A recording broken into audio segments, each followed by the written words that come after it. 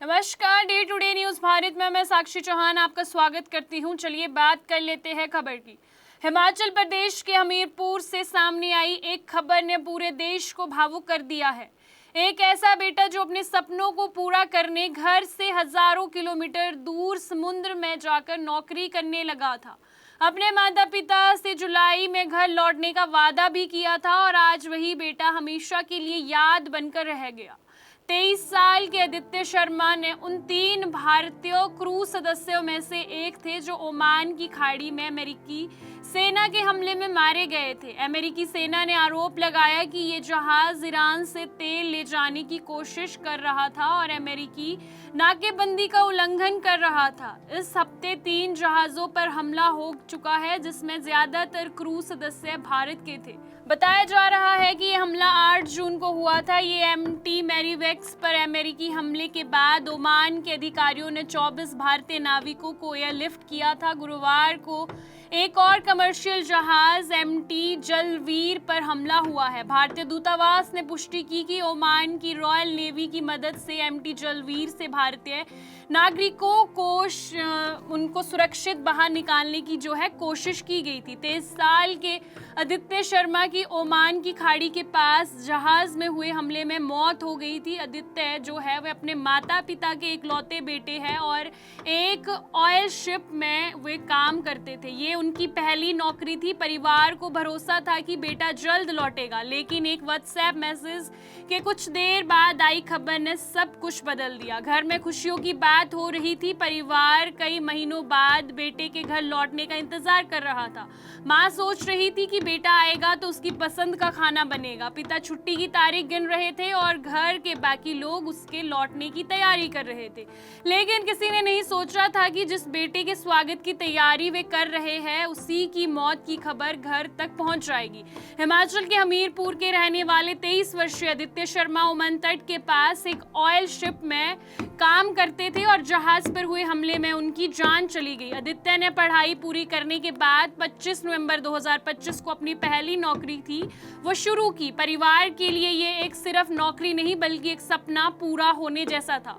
पिता राकेश कुमार शर्मा ने बताया कि बेटा बहुत मेहनती था और परिवार की उम्मीद का सहारा बन चुका था। करीब 7 महीने पहले आदित्य घर से निकला था। मई में उसके घर लौटने की बात जो थी वो सामने आई थी, लेकिन छुट्टियां नहीं मिल पाई थी। तब उसने पिता से कहा था, पापा इस बार नहीं आ पाऊंगा, लेकिन जुलाई में जरूर घर आऊंगा। परिवार उस दिन का इंतजार कर रहा था, लेकिन ये वादा अधूरा ही रह गया। पिछले कुछ दिनों से समुद्री क्षेत्र में तनाव बढ़ता जा रहा था। परिवार को चिंता थी, इसीलिए पिता लगातार संपर्क में थे। रविवार को पिता और बेटे की बात हुई। आदित्य ने उन्हें भरोसा दिलाया कि सब कुछ ठीक चल रहा है और चिंता की कोई बात नहीं है। इसके बाद सोमवार को आदित्य ने व्हाट्सएप पर घर मैसेज भेजा। उसने लिखा कि वे सुरक्षित है, लेकिन परिवार को क्या पता था कि ये संदेश उसकी जीवन का आखिरी संदेश जो है और आखिरी बातचीत बन जाएगी। इस संदेश के करीब 1 घंटे बाद जहाज पर हमला हो गया। जहाज पर कुल 24 भारतीय क्रू सदस्य मौजूद थे। हमले के बाद बचाव अभियान चल रहा है और अधिकांश लोगों को सुरक्षित बाहर निकाला गया, लेकिन आदित्य समेत 3 भारतीय नाविकों को जिंदा नहीं बचाया जा सका। कुछ समय तक परिवार उम्मीद लगाए बैठा था कि उन्हें लगा कि शायद बेटा लौट आएगा, लेकिन बाद में मौत की पुष्टि होने के साथ ही घर में मातम छा गया। पिता सदमे में है, माँ का रो रो कर बुरा हाल है और दादी अपने पोते को याद करके बार बार बेसुध हो रही है। आदित्य के पिता ने इस घटना पर दुख और नाराजगी जताते हुए कहा कि कमर्शियल जहाजों पर काम करने वाले लोग युद्ध का हिस्सा नहीं होते। उन्हें कहा कि अगर किसी जहाज पर संदेह था तो जांच के दूसरे तरीके अपनाए जा सकते थे। परिवार अब सरकार से मदद और बेटे के पार्थिव शरीर को सम्मान के साथ घर लौटाने की उम्मीद कर रहा है। ये घटना सिर्फ एक परिवार की नहीं बल्कि उन हजारों भारतीय परिवारों की चिंता है जिनके बच्चे रोजगार के लिए विदेशों और समुद्री जहाजों पर काम कर रहे हैं। आदित्य के पिता ने सांसद अनुराग ठाकुर और मुख्यमंत्री सुखविंदर सिंह सुक्खू से गुहार लगाई है कि उनके बेटे के पार्थिव शरीर को सम्मान के साथ उनके गांव तक पहुंचाया जाए। एक तरफ सपनों का सफर, दूसरी तरफ अंतर्राष्ट्रीय तनाव और बीच में फंसे आम परिवार। आदित्य अपने सपनों को पूरा करने के लिए निकला था, लेकिन उसके पास लौट कर आने का कोई चारा नहीं बचा। इस पर हिमाचल प्रदेश के मुख्यमंत्री सुखविंदर सिंह सुक्खू ने आदित्य के पिता से बात की और उन्हें हर मदद का आश्वासन दिया। आइए आपको सुनाते हैं इस पर हिमाचल प्रदेश के मुख्यमंत्री सुखविंदर सिंह सुक्खू ने क्या कहा। ये जीवन है, भगवान ने पता नहीं कितने दिन लिखे थे, इसको हम यही कह सकते हैं। कभी कल्पना भी नहीं कर सकते थे कि ऐसा अटैक होगा हारमोज में और बेचारा हमारा हिमाचली बच्चा अपनी जान गंवा बैठेगा।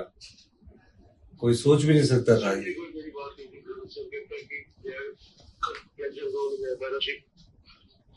अच्छा, संडे को आपकी बात हुई थी? क्या कहते कि डेंजर जोन में है आपका शिप?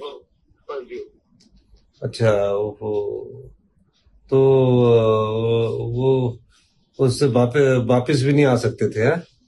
नहीं आ सकते बीच में। अच्छा, चलो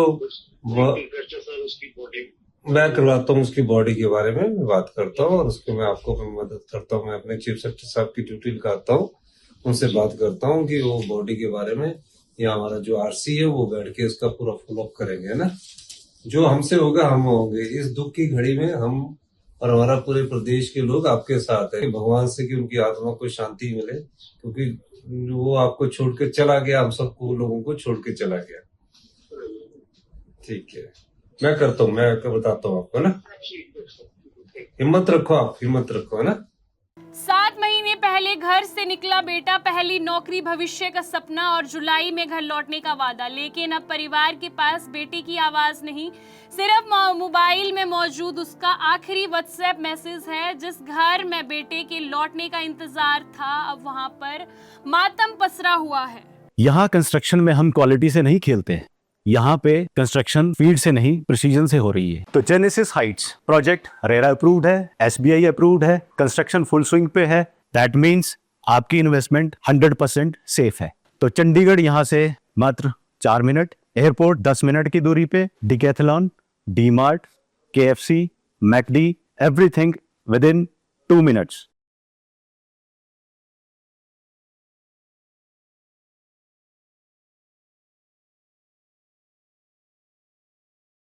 आपको बता दें कि day to day news Bharat निष्पक्ष तरीके से पत्रकारिता करता है।